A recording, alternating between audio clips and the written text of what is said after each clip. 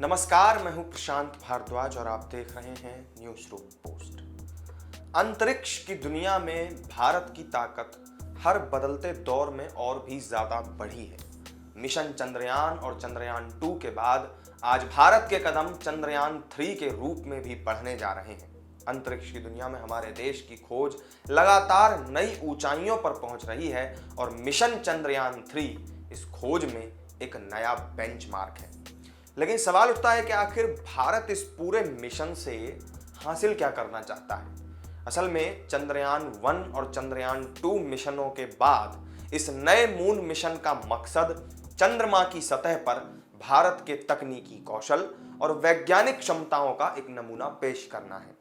एक सुरक्षित moon landing, rover research और चंद्रमा पर वैज्ञानिक प्रयोगों पर ध्यान देने के साथ ही चंद्रयान 3 मिशन चंद्रमा की संरचना, भूविज्ञान और उसके इतिहास के नए रहस्यों की खोज पर भी फोकस करने वाला है। चंद्रयान 3 का सबसे पहला उद्देश्य चंद्रमा की सतह पर सुरक्षित और सॉफ्ट लैंडिंग की काबिलियत को दिखाना है। इस मिशन का मकसद चंद्रमा पर सटीक लैंडिंग हासिल करने में भारत की तकनीकी क्षमताओं को दुनिया के सामने पेश करना भी है।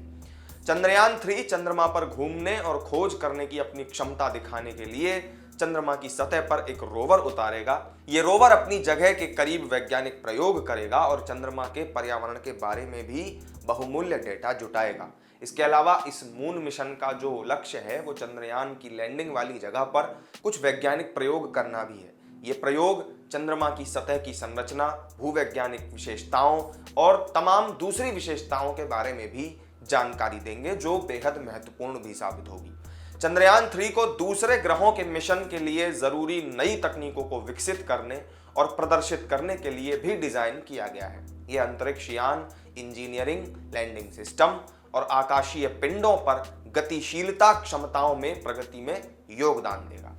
चंद्रयान 3 चंद्रमा के दक्षिणी ध्रुव पर उतरने वाला पहला मिशन भी होगा। यह इलाका अपने स्थायी रूप से छाया वाले क्षेत्रों के कारण बहुत खास इसमें दिलचस्पी होती है, जहां पानी की बर्फ के मौजूद होने का अनुमान पहले से वैज्ञानिकों ने जताया है। इस मिशन का लक्ष्य इस अज्ञात क्षेत्र की अद्वितीय भूविज्ञान और संरचना का अध्ययन करना भी है।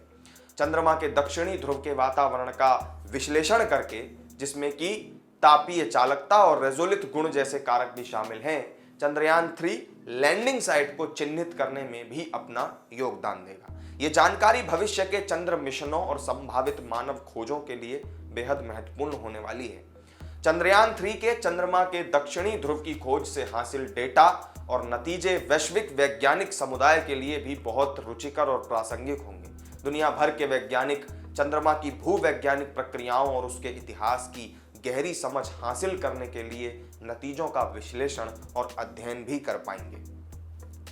चंद्रयान 3 द्वारा दक्षिणी ध्रुव की खोज अमेरिका के आर्टेमिस 3 मिशन के उद्देश्यों के अनुरूप है, जिसका उद्देश्य चंद्रमा के दक्षिणी ध्रुव पर मनुष्यों को उतारना है। चंद्रयान 3 की तरफ से जुटाया गया डेटा भविष्य के आर्टेमिस मिशनों के लिए बहुत मूल्यवान जानकारी और उसके लिए सपोर्ट भी देने का काम करेगा।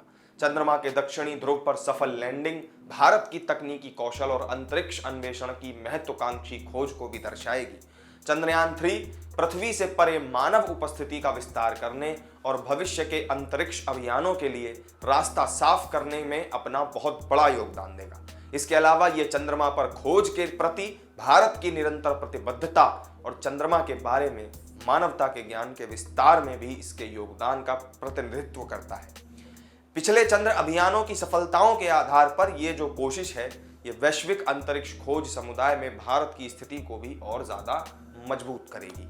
तो आपको चंद्रयान 3 मिशन के पीछे भारत का उद्देश्य समझाने वाली इस वीडियो में मेरे साथ फिलहाल इतना ही। आपको जानकारी पसंद आई हो तो वीडियो को लाइक करें, शेयर करें और चैनल को सब्सक्राइब करना ना भूलें। फिर मिलेंगे किसी नई वीडियो में नई जानकारी के साथ। तब तक के लिए दीजिए इजाजत। नमस्कार।